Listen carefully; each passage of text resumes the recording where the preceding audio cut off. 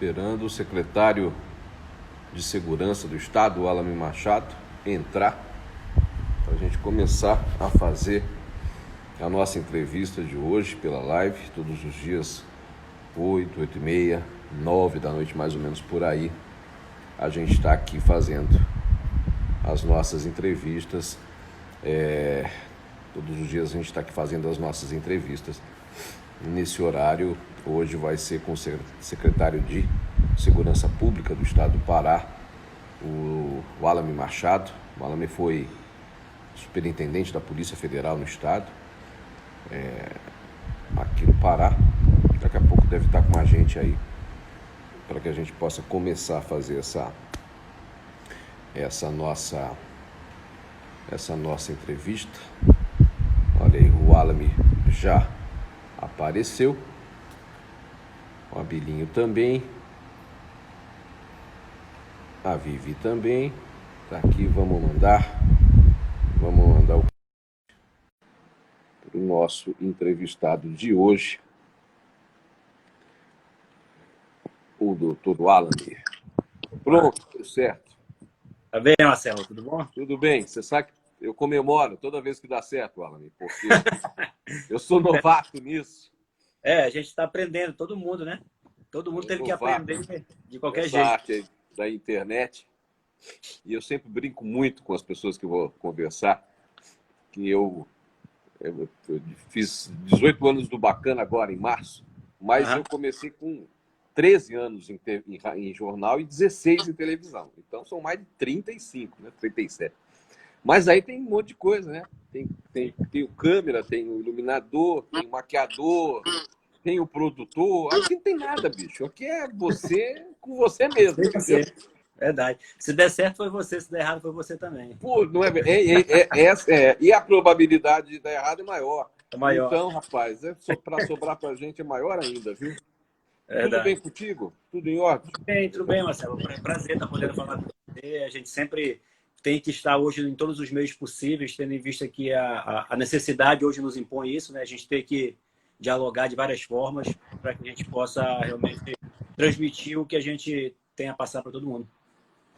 Maravilha. Agora, vamos falar um pouquinho, primeiro da tua carreira, né?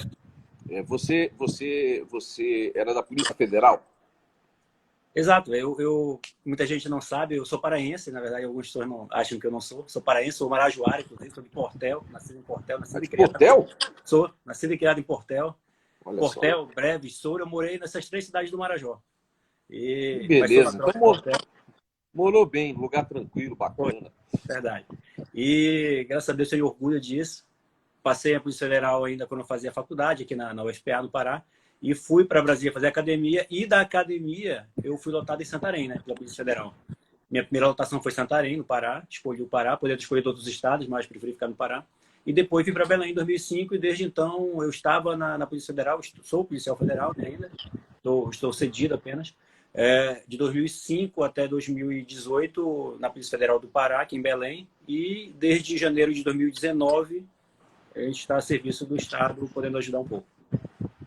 Então você está cedido, na verdade. Você não está... Verdade...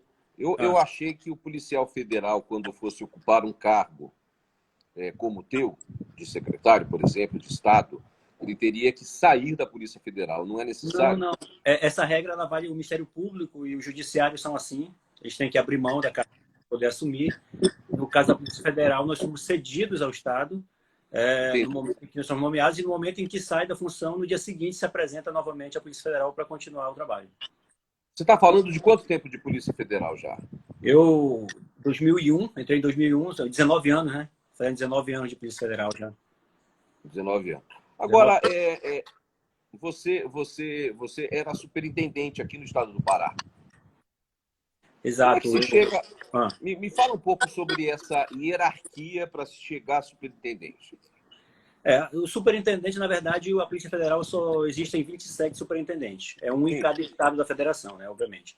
Então, como é que funciona a Polícia Federal? Ela tem as 27 superintendências e pouco mais de 100 delegacias, 120 alguma coisa delegacias, que, por exemplo, no Pará, para a população entender, nós temos Santarém, Altamira, Redenção e Marabá, 4. Então, a Polícia Federal no Pará, ela tem a superintendência, que fica em Belém, e que, além de ser a parte administrativa de toda a Polícia Federal no Estado, ela também tem uma circunscrição. Então, quem trabalha em Belém, além de normalmente estar focado na parte administrativa do Estado todo, também é responsável pelas investigações diretamente do Nordeste do Pará, Marajó, região metropolitana de Belém, toda essa área. Aí tem a Delegacia de Marabá, que cuida do sul do Pará, Redenção também cuida de outros municípios do sul e sudeste, Santarém, uma parte do oeste, e Altamira, outra parte. Essas delegacias são subordinadas à superintendência aqui do Pará, e o superintendente administra isso. Antes disso, eu exerci várias funções que existem no Polícia Federal aqui, as várias delegacias que existem, fazendária, defesa institucional, previdenciária, então tem várias áreas de atuação, até que se chega a algumas funções que a maior no Estado é de superintendente. Você tem que ter algum tipo de... Para que chegue a superintendente, quem nomeia o superintendente é o diretor-geral da Polícia Federal. É o diretor-geral da Polícia Federal. Normalmente, a pessoa... ele é indicado pelo ministro da Justiça, normalmente, e ele forma a sua equipe, né? E a indicação normalmente recai... Não, algumas coisas existem em lei, outras coisas são a cultura da própria Polícia Federal.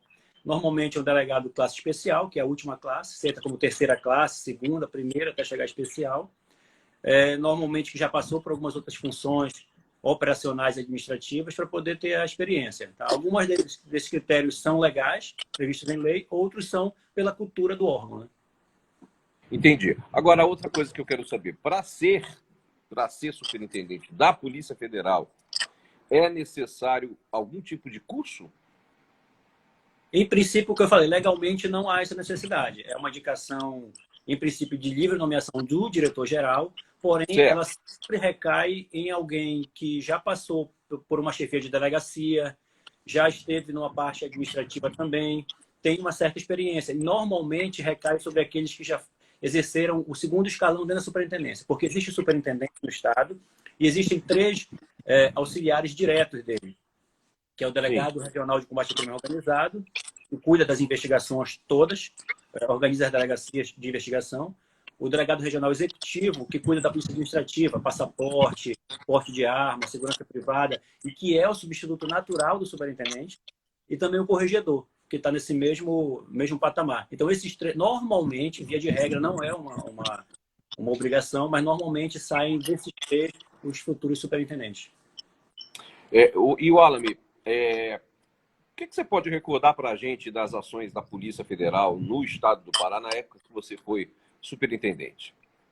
Bom, na verdade, eu tenho, como eu fui lotado o tempo todo no Pará, eu tenho apesar de 19 anos, tenho muita história do Pará, desde quando eu cheguei em Santarém, depois veio o inquérito da Irmã Dorothy e tal, mas com relação a já minha passagem como superintendente, primeiro, eu falei das funções que tem que auxiliar o superintendente. Eu fui de 2012 a 2014 o delegado regional de combate ao crime organizado, ou seja, todas aquelas grandes operações realizadas de 2012 a 2014 eram da nossa alçada de poder organizar e deflagrá-las.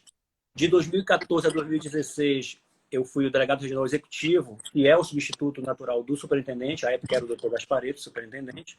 De 2016 a 2018, até 31 de dezembro de 2018, eu exerci a superintendência.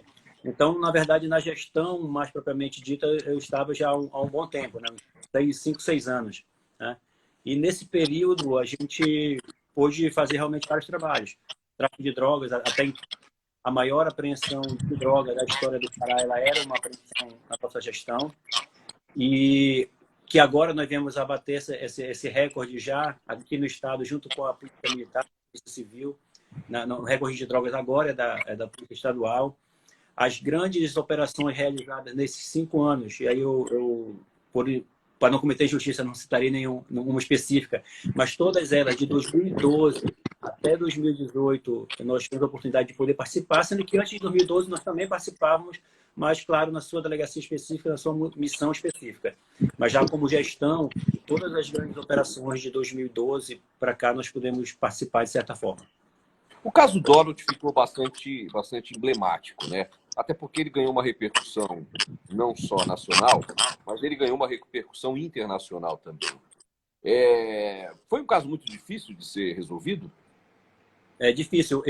À época, Marcelo, eu estava lotado em Santarém ainda, eu estava com 2 anos e quase 2 anos e meio ainda de polícia. Pressão muito grande, de fato uma pressão internacional. Para você ter uma ideia, o Exército chegou lá com mais de 100 homens, o ministro da Marina Silva, a época, o ministro do Meio Ambiente, chegou lá poucas horas depois. A Polícia Civil mandou quase 60 homens, a Polícia Militar mais de 100, e eu cheguei com a Polícia Federal, eu e mais 12, lá para a gente poder iniciar o inquérito e a investigação. Existiu um inquérito da Polícia Civil, um outro da Polícia Federal, muita pressão, diariamente, noticiário nacional e internacional. A gente tinha uma linha de investigação, mas a nossa vertente, a nossa objetivo era, naquele momento, a gente poder unir forças, até porque existia um inquérito na Polícia Civil e existia um inquérito na Polícia Federal. Então, nós podíamos trocar informações, uma prova, uma oitiva que um fez. Então, foi muito importante, nesse período, a própria integração, que é o que eu sempre preguei. Eu jamais, talvez, pudesse ter conseguido chegar, naquele caso, apenas com os 12 policiais que nós tínhamos naquele momento. Então, essa integração da Polícia Civil, a Polícia Militar, o próprio Exército Brasileiro, conosco, da Polícia Federal, à época, nós conseguimos solucionar. Eu passei, por exemplo, 40 dias em Anapu, direto, e depois mais um... Direto lá? Direto. Para você ter uma ideia, Marcelo, quando a gente chegou lá, a cidade pequena, como eu falei, o Exército com 100 e poucos homens, Polícia Militar com 100 e poucos, Polícia Civil com 60, não tinha hotel. Eu lembro que a nossa equipe da Polícia Federal, a gente dormiu em uma farmácia que estava desativada por cerca de 15 dias, que o dono da farmácia... E a gente montou lá, conseguiu os colchonetes no comércio da cidade, e a gente dormiu lá por 15 dias, até que as coisas começaram a engrenar. Nós tínhamos a primeira prisão, um pouco do trabalho passou a ser feito em Altamira, nós tínhamos presos já em Altamira, tínhamos 8 dias a fazer em Altamira, então começou a dividir a equipe, começou a surgir vários em hotel. Mas foi quando eu tive que ir para Altamira também. E aí, então, em Anapu, eu praticamente fiquei em hotel. É muito pequenininho o Anapu, né? Muito pequenininho, né? Anapu é muito pequena, na margem da Transamazônica, né? Anapu, por coincidência, até 1988, ela era município de Portel, que é a minha cidade natal. Anapu e Pacajá eram Portel até 88, né? Então... era um Portel. Ô, secretário, eu estou tentando achar eu estou mexendo muito aqui, porque eu estou tentando achar uma posição aqui pro braço, que eu não estou conseguindo. Mas, secretário, deixa eu lhe falar. Ainda falando do caso da irmã Dorothy, já era uma situação anunciada, né? A irmã Dorothy, particularmente, eu a conhecia, assim, de vista de situações anteriores, porque ela era uma defensora naquela região. Havia tido, inclusive, o lançamento de um programa Defensores de Direitos Humanos em Belém, 10 dias antes do falecimento dela, em que ela estava, foi a última vez que eu a vi, assim, ainda em vida. E certamente ela seria uma das pessoas que queriam receber aquela proteção. O que pese ela tivesse negado. Ela mesma falou em algumas entrevistas que ela não queria. A região é muito tensa, existiam algumas situações já anteriores de envolvimento até de grupos rivais aí na região de homicídios. É uma região muito tensa, ainda hoje, Marcelo, é uma região muito tensa, de conflito agrário, realmente, de briga pela posse da terra. Aquela região, o trecho da Transamazônica. À época, eu fui fazer esse inquérito justamente porque era uma circunscrição de Santarém, que eu era chefe da delegacia de Santarém. Não existia a Polícia Federal em Altamira na época, então Santarém respondia por todo o oeste do Pará, era a maior circunscrição da Polícia Federal depois da Superintendência do Amazonas, era a segunda maior do Brasil, era uma situação muito grande. E, de fato, era um clima sempre tenso e que, infelizmente, gerou o que gerou e que marcou de forma negativa o Pará, né? Eu quero convidar as pessoas, agradecer a presença das pessoas que estão entrando aqui. Quero convidar todas para que possam mandar perguntas para o secretário de Segurança, o Alan Machado, que está aqui cedendo esse tempo para conversar com a gente. Fiquem todos à disposição para mandar as perguntas aí. Bom, eu ainda quero falar um pouquinho mais da questão, não exatamente da questão da Dorothy, mas a questão do conflito agrário no estado do Pará.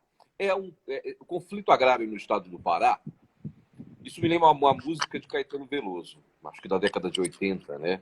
Que diz que a lei há de imperar no coração do Pará. Você conhece a música, Alan? Sei, conheço. O império da lei há de chegar no coração do Pará. Não é? Então, exato.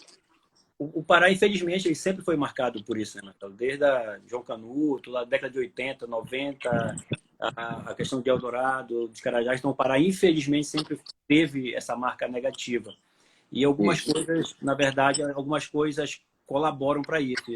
Eu falei isso. E não tem problema nenhum, porque eu tenho base para poder falar isso. O grande problema do Pará é não saber o que é de quem. No Pará você não sabe delimitar o que é da União, o que é do Estado, o que é do particular. Então, a insegurança, a incerteza jurídica do que é de quem, ela gera o conflito. Porque se você tem uma área e delimitado juridicamente que pertence a fulano, qualquer crime ambiental que ali aconteça, qualquer desmatamento, qualquer queimada ou qualquer conflito, a terra é do fulano. Então, quando não se tem o domínio, a certeza de que é aquela terra, começa o conflito para ver quem é o dono no uso da força. E a gente verifica, eu pego muito o exemplo do caso da irmã Dorothy, por quê? Se você pegar o caso dela, ela era uma norte-americana, naturalizada brasileira, mas era norte-americana de nascimento. E os 5 que foram envolvidos, que chegaram a ser indiciados no inquérito, nenhum deles também era paraense. Né? Não? Você pegar o Clodoaldo e o Raifran Goiano maranhense, o Clodoaldo capixaba, o Tato capixaba, os outros 2, o Regivaldo e o Bita, um goiano, o outro pernambucano. Eu digo assim, o Pará era só o palco. Os atores não eram daqui, não são como normalmente acontece. Então, via de regra, inclusive os conflitos agrários que ocorrem pela questão de posse de terra, elas envolvem pessoas que vêm de fora para poder ter o domínio dessa terra. E isso se resolve de que maneira, Alamir? Você não é da sua alçada, eu estou te perguntando a tua opinião, né? Como se resolve essa questão? É a certeza jurídica, a garantia jurídica, a segurança jurídica que você dá às pessoas. Que a partir do momento que você diz que a terra é da União, ou é do Estado, ou é do particular, o particular vai tomar conta. A partir do momento que ninguém diz de quem é aquela terra, todo mundo se acha no direito de um dia ou a perspectiva de que pode ser sua. Né? Se você tem uma terra que não tem propriedade garantida de ninguém, qualquer um pode chegar lá para e imaginar que pode um dia ser sua. E aí brigar pelaquela terra. Então, primeiro de tudo é a regularização fundiária, e eu falo de modo geral, da União, do Estado, de registro em cartório, de tudo. É a garantia jurídica, de saber o que é de quem. Porque aí não tem necessidade de outro brigar, porque ele sabe que é do terceiro. Agora, quando há possibilidade de questionar aquela propriedade, de ser dele, gera esse conflito. Aí teria que haver aí um novo levantamento entre a União e o Estado, fazerem um levantamento das terras, né? Isso, é um trabalho hercúleo. Esse trabalho aí vem sendo feito. Inclusive, o ITERPA agora vem fazendo um trabalho muito bom nisso, e juntamente com o INCRA, inclusive, a regularização. Eu sei porque é um dado do governo, que já foi repassado a nós, e a gente sabe até pela repercussão que isso tem causado. Se você observar, felizmente, a gente espera que continue assim. Se você pegar os últimos 2 anos, a questão de conflito agrário reduziu bastante, aqueles conflitos no campo, a gente tem conseguido evitar bastante. E uma boa parte desse conflito é pelo monitoramento que a gente faz, das possibilidades de conflito, a gente se antecipar quando uma área começa a ficar inflamada, uma área começa a ter um murmurinho de que pode haver um conflito, nós já nos antecipamos de instaurar inquérito, de chamar pessoas, esclarecer o assunto, ao mesmo tempo que os órgãos de regulação fundiária, federal, estadual, eles começam a articular também uma regularização, uma vistoria, para que possa realmente ter a garantia. Secretário, eu vou fazer algumas perguntas que as pessoas estão mandando. Depois eu volto à questão agrária, que eu quero ainda perguntar mais algumas coisas, mas só para que eles não fiquem aguardando muito tempo as perguntas. Deixa eu achar aqui. Está aqui. MPR, os índices de violência foram impactados de que forma no período de isolamento social imposto pela pandemia? Tá. Na verdade, nós temos um levantamento desde o dia 18 de março, um levantamento específico, né? Que foi o primeiro dia, o primeiro decreto que nós fizemos aqui que restringia alguma coisa. As primeiras restrições lá no início, que foi inclusive quando confirmou o primeiro caso de coronavírus no Pará. O dia 18 de março foi o dia que confirmou nosso primeiro caso. No dia 16 de março, nós tínhamos estabelecido o primeiro decreto, que era com regras já restritivas, mas ainda nem tanto. De lá para cá, e a gente tem uma queda nesses índices, e aí muita gente, é bom você perguntar, Marcelo, as pessoas perguntarem isso, porque muita gente nos fala, mas é natural que tenha caído, não tem ninguém na rua, está todo mundo em isolamento, então caiu. E saiu agora, recente, no monitoramento do Monitor da Violência, né? Um estudo que não é da Segup, não é a Segup que fala isso, não é o governo do Estado, é o Monitor da Violência, em parceria com várias ONGs e organismos que fazem estudo da violência. E é feito que é publicado pelo G1, né? Pelo G1, exato. Pelo G1 publicou agora essa semana o dos primeiros 3 meses, tá? Sim. Janeiro, fevereiro e março. Para você ter uma ideia, tudo bem, os primeiros 3 meses, o terceiro mês é que uma parte impacta no isolamento. Mas vamos só analisar. Os primeiros 3 meses, 17 estados da federação tiveram um aumento na criminalidade, né? E apenas 10 estados tiveram redução. O Pará é um dos 10 estados e, inclusive, é o que mais reduziu, com 23,1% de redução na criminalidade. Então, o Pará hoje, nos primeiros 3 meses de 2020, foi o estado que mais reduziu a criminalidade. Lembrando que em 2019, as 27 unidades da federação, 26 estados e o Distrito Federal, reduziram, todos. Já em 2020, o quadro mudou, 17 já apresentam aumento e apenas 10 continuam em baixa, sendo que o Pará é o que apresenta maior redução. Já de 18 de março para cá, a gente tem um levantamento específico do período de isolamento social dessa pandemia com impacto no Pará. Nós fizemos um estudo, um pouco antes de decretar essas primeiras medidas, ainda no início de março, de como poderia ser afetado o Pará com relação à pandemia. E aí nós fizemos vários cenários. Um cenário de uma possibilidade de aumento, por exemplo, a furtos em residências que não pudessem estar sendo visitadas, por exemplo, em praias, balneários, arrombamento em comércios que estivessem fechados. Então, a gente monitorou que esse tipo de crime poderia ter um aumento, mas que outros tipos, por exemplo, roubo a transeunte ao pedestre, poderia reduzir. De fato, reduziu bastante, 56%. Lembrando que a gente já trazia uma redução de cerca de 25% a 30% de roubo já na nossa linha histórica, desde janeiro de 2019 para cá. A gente conseguiu alcançar 56%, ou seja, quase que dobra com a pandemia. Porém, com relação a roubo de estabelecimento comercial e furtos, nós tivemos o cuidado, porque na primeira semana houve um início de subida nesses números e nós conseguimos prender uma quadrilha que roubava postos de combustíveis e outra que roubava loja de departamento. Nós, logo na primeira semana, conseguimos prender essa quadrilha, desarticulou, e a partir daí, Marcelo, em todos os índices, nós temos conseguido uma baixa. E falando do homicídio, latrocínio, lesão corporal sobre de morte, que é o que é medido pelo monitor da violência, nós estamos, não só nesses 3 meses que o monitor já divulgou, mas no mês de abril, que ainda não foi divulgado pelo monitor da violência, deve divulgar daqui quando completar os 6 meses só, que ela vai englobar até os 6 meses, mas nós tivemos também uma queda no homicídio, no crime violento, ela está intencional na faixa de 23%, 24%. Então, nós conseguimos manter essa queda. E, repito, essa queda não foi em todo o território. Nós tivemos estados que, em abril, também mantiveram aumento nesses números. E você acredita que essa queda no primeiro trimestre desse ano, ela se deve a que tipo de ação? Quer dizer, quais foram as ações que você considera as ações mais importantes que foram feitas pela Secretaria de Segurança para poder chegar nessa queda do nível de violência? Porque, na verdade, eu me lembro muito bem que em 2018 eu me cansava de falar isso na rádio, principalmente na rádio, porque ali você está fazendo o jornalismo diário, né? No programa de notícia. Eu me cansava de ficar dando notícia todo santo mês no aumento de assassinatos no estado do Pará. Né? Se você pegar 2018, 2017, quer dizer, você vai ver aí os índices, é raro um mês que retrocedia.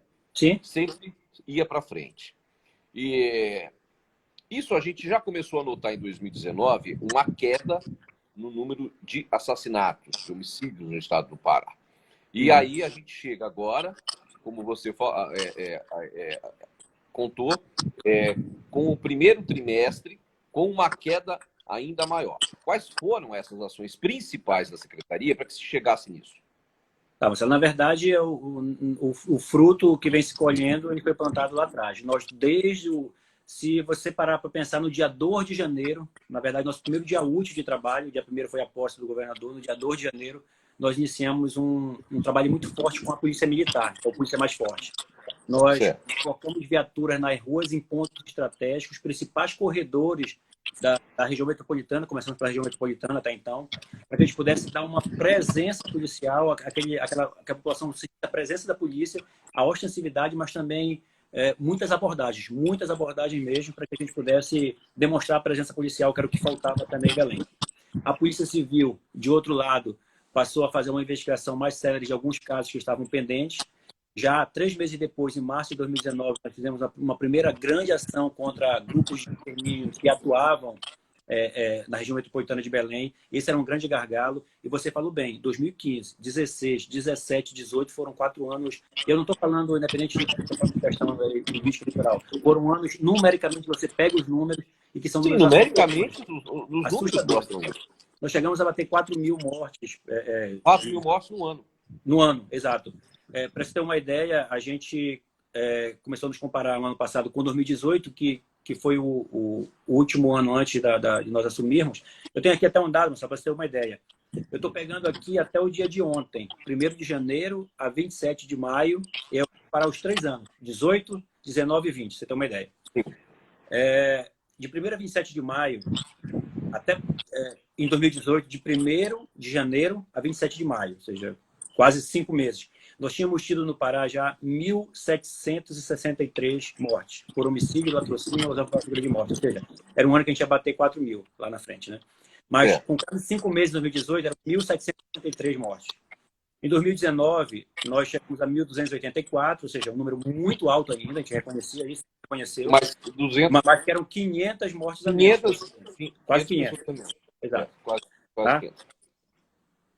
E, para você ter uma ideia, agora, em 2020, de 1º de janeiro a 27 de maio, nós estamos com 966. Um número alto, a gente não diz que esse número é baixo. Qualquer vida, para nós, ela é importante, é um dado ruim, que a gente não gostaria de ter. Mas, se você observar, são 797 mortes a menos que 2018, tá? Que o ano anterior à nossa gestão, e 318 mortes a menos do que o nosso próprio número do ano passado, ou seja, melhor do que o nosso próprio trabalho do ano passado. Não, os números a gente não tem como não concordar. O que representa 24%. Eles são significativos mesmo. Né? Agora, tem uma outra situação, Marcelo. Foi a questão da Polícia Militar, a investigação da Polícia Civil. Nós tivemos dois grandes testes aqui com relação à Polícia Civil. Nós tivemos que combater realmente o grupo de extermínio, nós tivemos que mostrar a cara e fazer aquilo que não se fazia há muito tempo. Nós fizemos, por exemplo, uma operação em março, que foi a Operação Anônimos, na região de Ananindeua e Marituba. Quando foi em maio, o nosso grande teste, infelizmente, foi aquele caso do Guamá, aquelas mortes no Guamá, aquelas 11 mortes. Porém, em 5 dias nós esclarecemos, prendemos os envolvidos, eram também participantes do grupo de extermínio, e a partir daí também o retrato em Belém começou a mudar. E aí nós começamos a poder colher frutos em Ananindeua, Marituba, Belém, na região metropolitana, e aí vem depois um outro fator, que foi o controle nos presídios, né? A partir de final de julho, início de agosto, um forte controle nos presídios para que as ordens não viessem de dentro para fora e o Estado retomasse esse controle. Para você ter uma ideia, Marcelo, o Estado não entregava a comida na mão do preso, o Estado entregava a comida na mão de algum líder de organização criminosa lá dentro, e ele decidia para quem entregava, se entregava e por quanto ele entregava. Se ia comer ou não. Então, e hoje, os nossos agentes penitenciários, eles vão até em uma cela, entregam a comida na mão do preso e são respeitados. Antes, sequer o Estado entrava na carceragem. Então, isso também é um fator muito importante. Então, é um conjunto. Esse conjunto nos fez estar caminhando, a gente precisa caminhar muito, caminhando para a melhoria. Agora, você falou uma coisa aí que me lembra essas séries desses canais, desses servidores de streaming, né? Como, por exemplo, o do Pablo Escobar, né? Que acontece na Colômbia, onde o tráfico comanda as operações de dentro da cadeia. Isso, particularmente, sempre me pareceu surreal. Como é que alguém que está dentro da cadeia consegue mandar em quem está fora? Agora, não é a primeira vez que eu escuto isso que você me disse. O Jarbas Vasconcelos, diretor da Secretaria de Assuntos Penitenciários, já havia me dito que é assim. Existe uma explicação para isso? Como é que alguém de dentro... Porque, no meu entender, aqui no leigo, a partir do momento que alguém é preso, um chefe do tráfico, alguém tomaria o lugar dele fora. Não é isso que acontece, então? Na verdade, a lógica diria isso, mas eles tinham tanta força que eles estando presos, na verdade, era algo a mais. Por quê? Além deles poderem comandar, porque tinham acesso ao telefone, ao computador, eles estavam, de certa forma, até protegidos pelo Estado. Então, eles podiam determinar ordens, determinar execuções, determinar crimes, e ainda sob a proteção do Estado, porque nada iria acontecer com ele lá dentro, porque ele estava protegido. E isso, de fato, ocorria.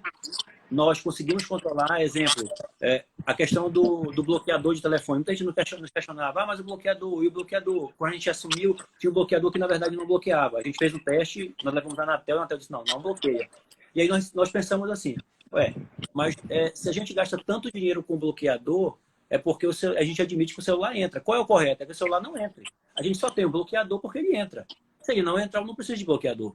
E aí nós começamos a ter um controle muito mais rigoroso. Nós não podemos dizer hoje, Marcelo, que a gente não tem 100% dos presídios, mas há casas penais que há mais de 6 meses, 7 meses, que não se acha nada, né? E a gente, claro, precisa melhorar ainda. Nós tivemos um apoio grande da Força Tarefa de Ação Penitenciária, o Dr. Jarbas coordenando isso, e melhorou bastante. A gente precisa melhorar. Nós tivemos a entrada agora, recente, agentes penitenciários concursados, que melhorou muito também nosso quadro. Então, como eu digo, é um passo que a gente vem desde janeiro de 2019 trabalhando, e cada dia a gente pode melhorar um pouco mais até que a gente chegue não no ideal, mas o mais próximo do ideal. Olha, houve uma situação em Altamira, no presídio de Altamira, onde através de confrontos, várias pessoas foram mortas.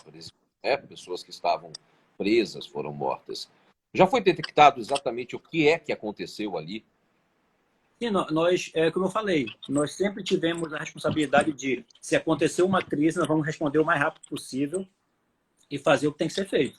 Sim. Com relação à Altamira, logo após o episódio, nós já havíamos, inclusive, pedido a ajuda da Força Tarefa de Ação Penitenciária para nos ajudar no controle dos presídios, que verificava essa necessidade. Eles estavam previstos de vir a partir do dia 15 de agosto, por aí. O fato ocorreu no dia 27 ou 28 de julho, se não me engano. E nós antecipamos por 10 dias, mais ou menos, a vinda da FT para que a gente pudesse realmente interditar os presídios, para que pudesse fazer essa intervenção.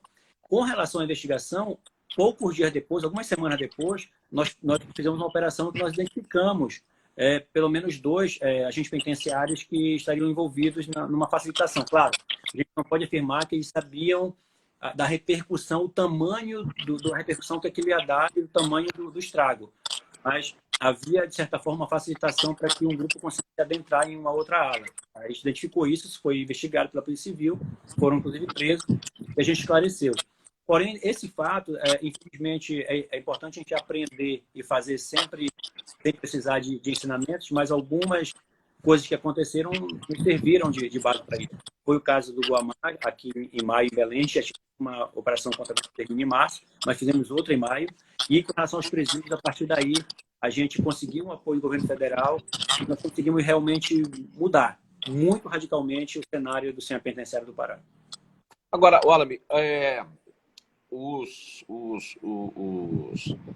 as organizações criminosas, né? O Comando Vermelho é uma organização criminosa que tem aqui o seu braço no estado do Pará. Nós temos algumas organizações criminosas do tráfico paraense, né? A gente sabe que, vez ou outra, elas acabam se degladiando. Existe já um levantamento da Secretaria de quem são as cabeças dessas organizações criminosas e de que maneira vocês trabalham para tentar evitar que novas situações de conflito entre as facções aconteçam? Nós mapeamos diariamente os setores de inteligência, todos os órgãos da segurança pública têm o setor de inteligência, e eles articulam entre si, trocam informações. De fato, nós mapeamos as regiões do Estado e do Brasil em que uma ou outra organização criminosa tem a tendência de exercer domínio. Há também um conflito entre elas, há a tentativa de se infiltrar e dominar os presídios, que a gente não tá deixando no momento, eles estão sentindo isso. Se você verificar essa interferência interna nos presídios que nós estamos fazendo, está repercutindo aqui fora.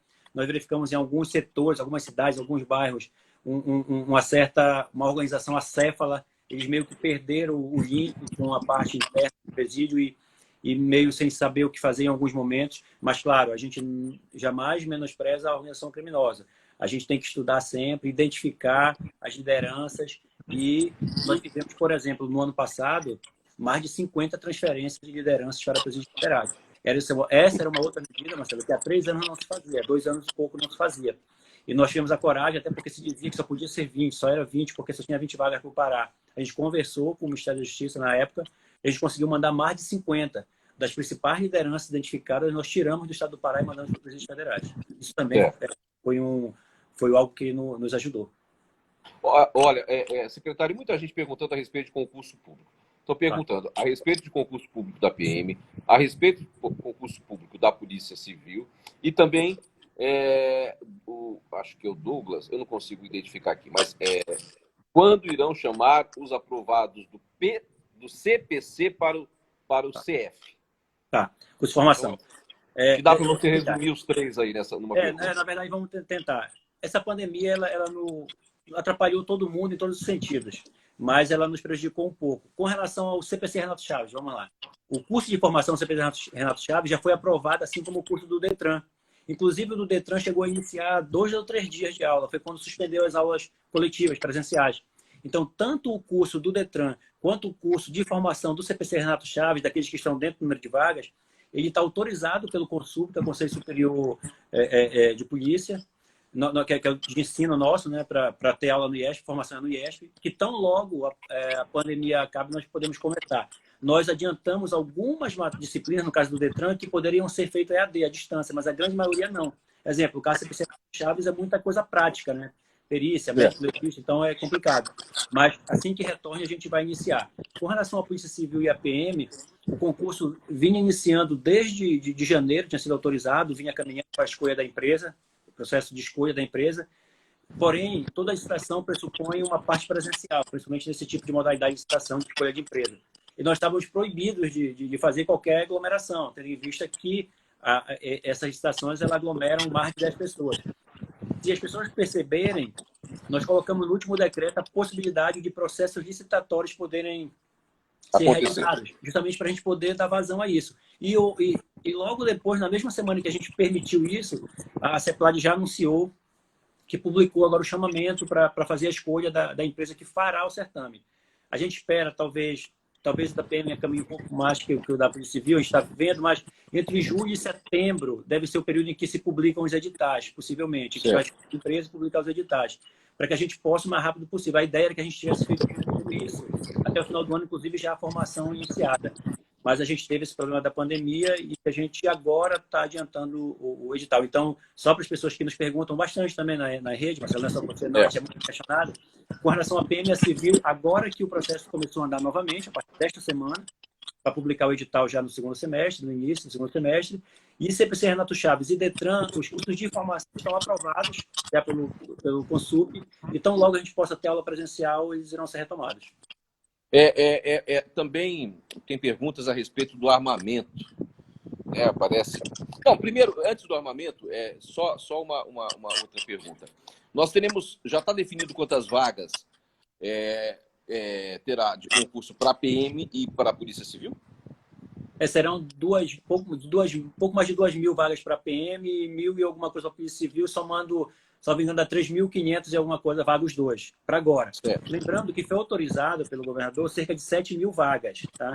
Essas vagas seriam durante esses 4 anos de gestão. Tá? Então, durante a gestão dele. Esses 4 anos. Não é agora, uma vez. Sendo que nesse primeiro momento, nesse concurso, somando a Polícia Civil e a Polícia Militar, dá cerca de 3.500 vagas. Tá? Para a Polícia Civil vai haver delegado, escrivão, e investigador, capítulos concurista, e para a Polícia Militar vai ter para praça e também para oficial combatente. Wallace, qual é o maior problema no estado do Pará para que a gente tenha a criminalidade que a gente tem?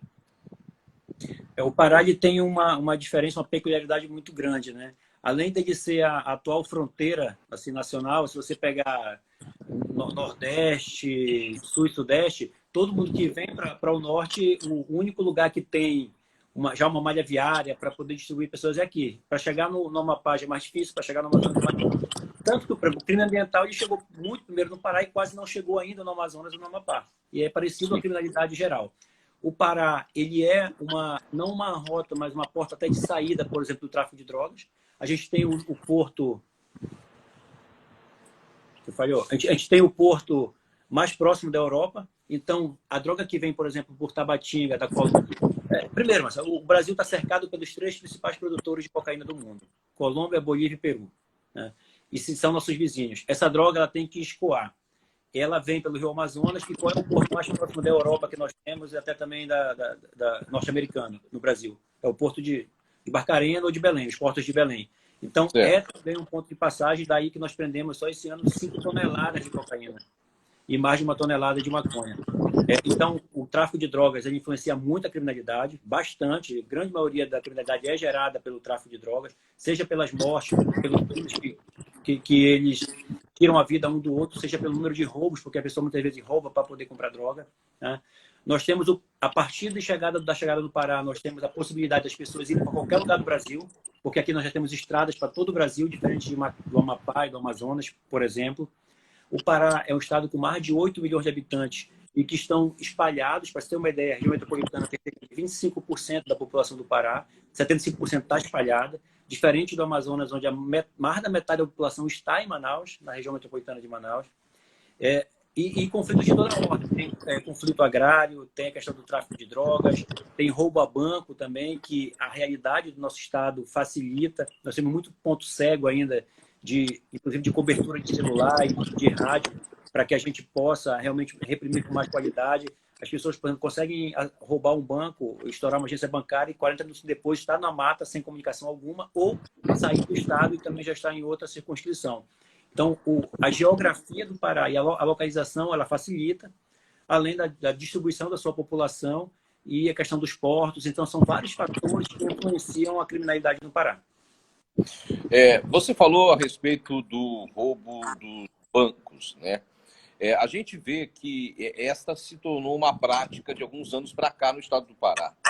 Roubo de alguns bancos no interior do estado, em cidades muito pequenas, né? Muitas vezes feito à luz do dia, 2, 3, 4 carros com bandidos atirando para cima, colocando reféns em cima do capô. Eu, conversando com algumas pessoas do setor de segurança, me chegou algumas informações de que isto acaba acontecendo sempre em parceria, ou muitas vezes em parceria, com pessoas da própria polícia. Vocês têm essa informação? É isso mesmo? Não é isso? Na verdade, Marcelo, não é que pessoas da polícia, porque eu acredito que quem faz isso já nem é polícia, é bandido, né? Então tem que sair. Não, sim, alguém que esteja trabalhando. O que nós temos, sim, mas o que nós temos é o seguinte, na verdade, nós temos muitos policiais expulsos da corporação já, ou que foram reformados, ou, por exemplo, todo assalto a banco, normalmente eles têm um explosivista, que é o que explode a agência bancária, faz alguma coisa nesse sentido. Normalmente essas pessoas são oriundas ou das Forças Armadas, não só da unidade policial, das Forças Armadas, onde eles aprenderam um pouco do explosivismo. Então, tem isso também. Elas são pessoas que não têm medo algum. Tá? Essas pessoas, eu considero um dos piores tipos que tem de criminoso, porque eles tocam realmente um terror na cidade, através do lugar. Essa modalidade ela veio do Nordeste.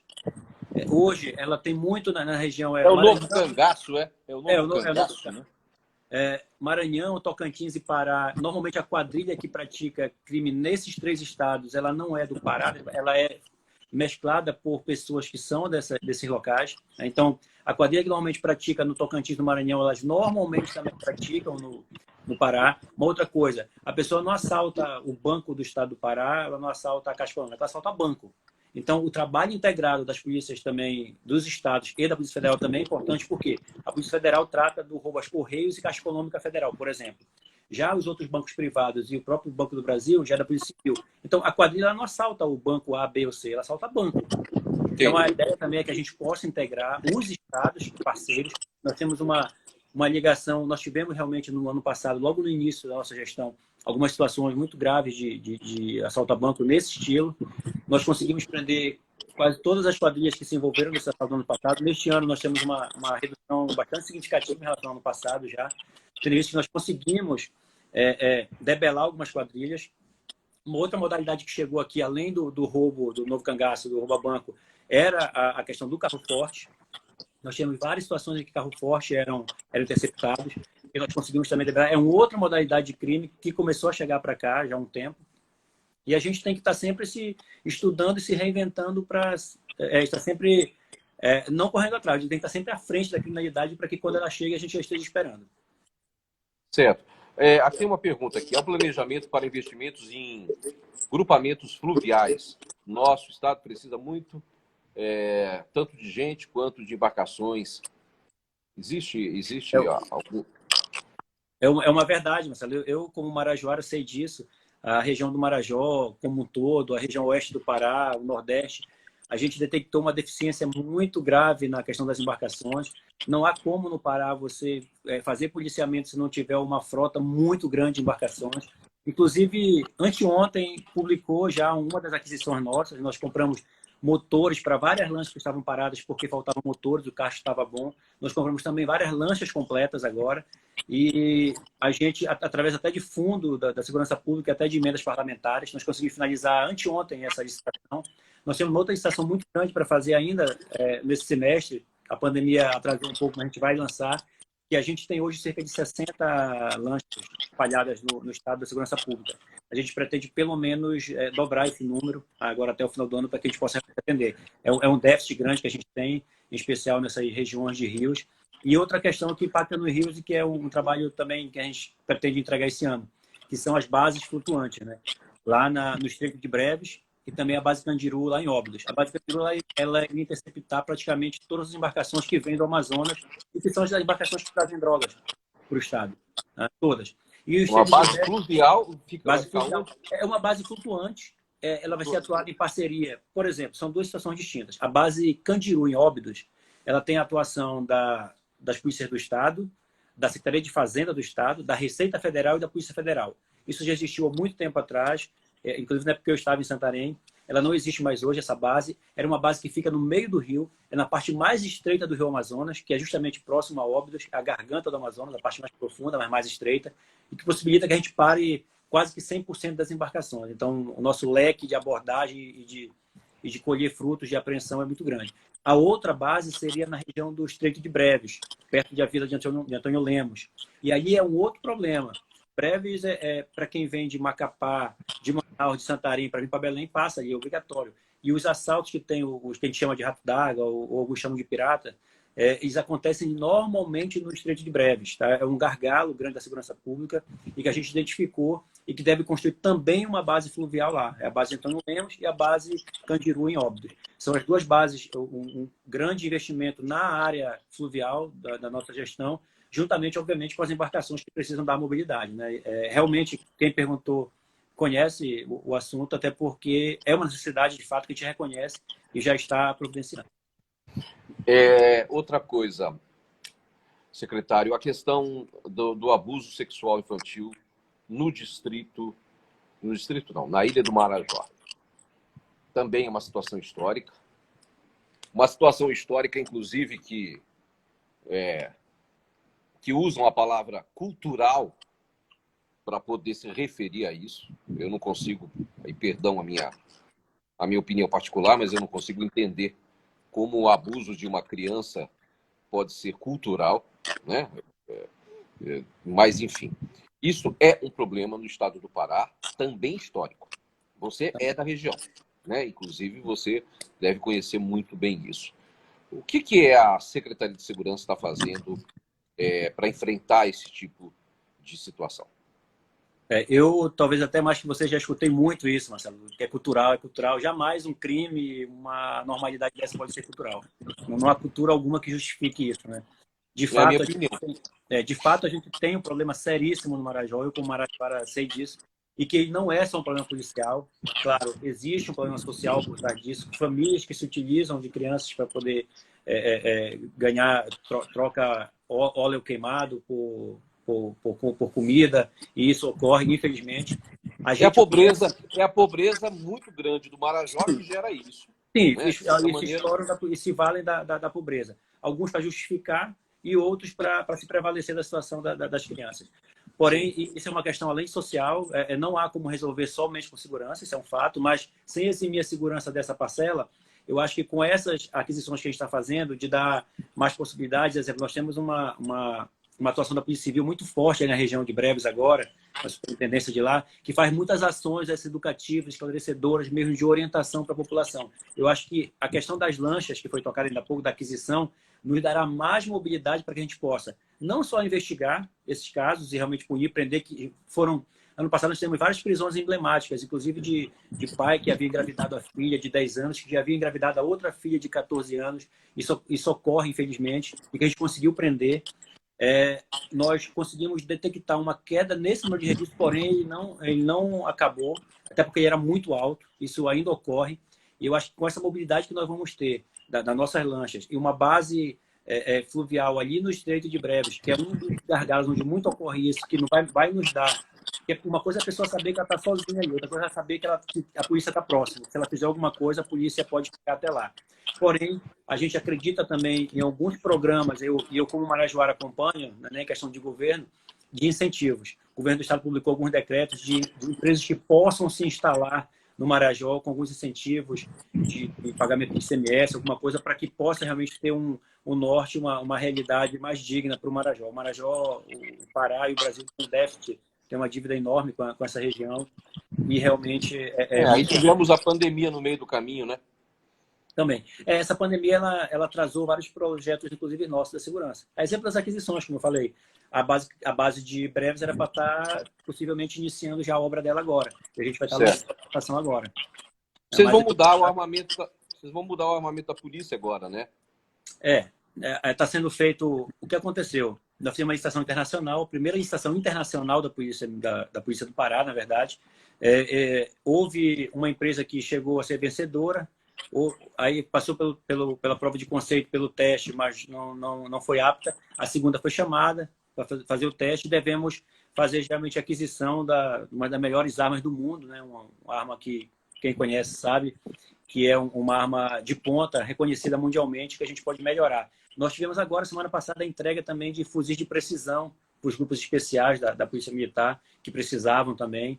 Nós tivemos como fazer essa aquisição através de convênios e que a gente pôde melhorar também o armamento de arma longa para enfrentamento da criminalidade mais violenta pela Polícia Militar. Secretário, a gente, no momento que a gente vive, é um momento em que a polícia tem que acabar atua no lockdown, né, na questão de ter que falar para as pessoas, teve que verificar se as pessoas estavam circulando, não estavam circulando, se podiam, se não podiam. Lógico, ninguém está gostando de ficar em casa, não tem jeito, né? Ninguém está gostando.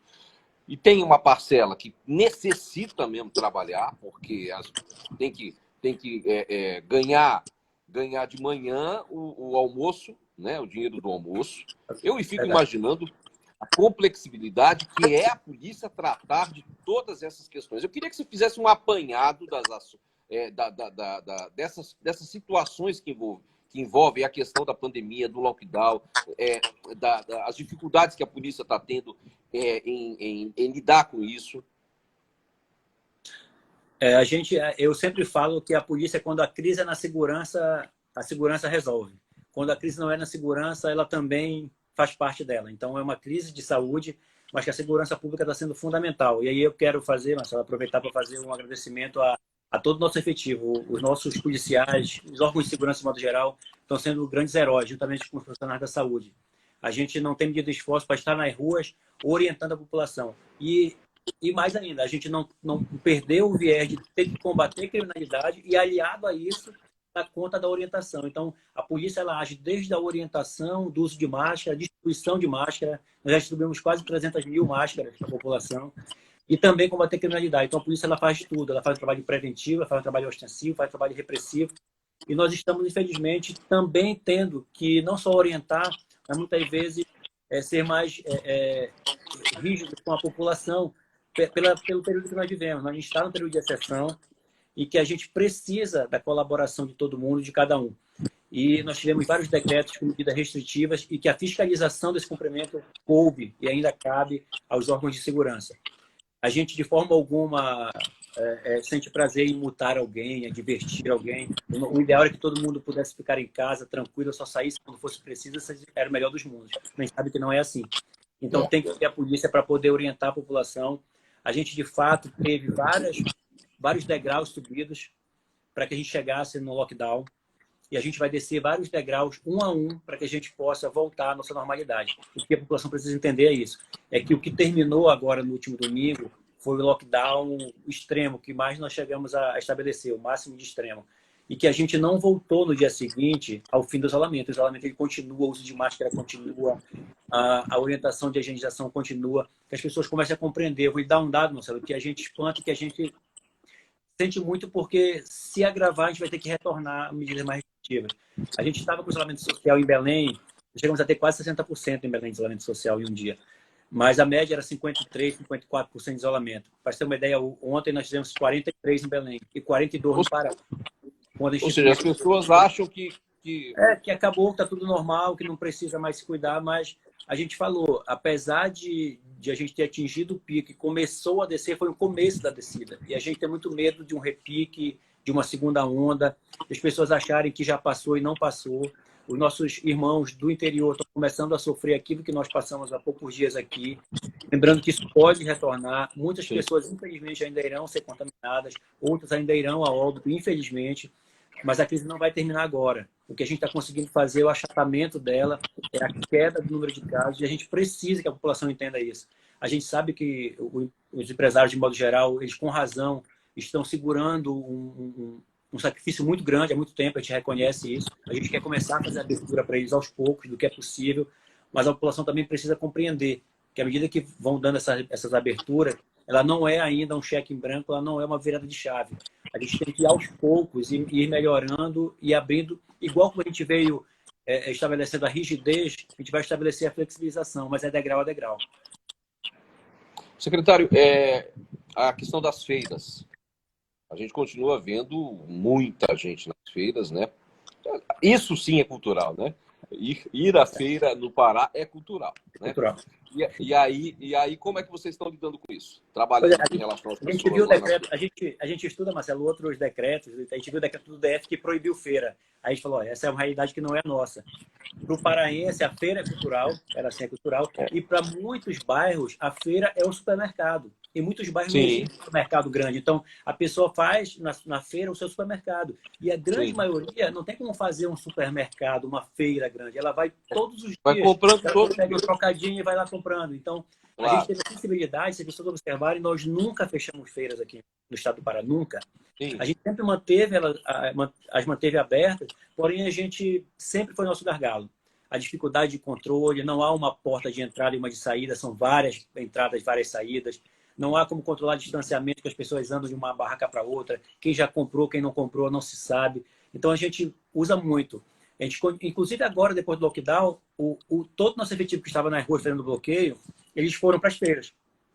Para distribuir máscara, para orientar as pessoas, para cobrar que somente uma pessoa da família vá até as feiras, porque é realmente um grande gargalo. Os bancos e supermercados também são, mas eles conseguem ter um controle de entrada, consegue organizar a fila. Agora, as feiras realmente são um gargalo e que a gente precisa contar com a colaboração de cada um.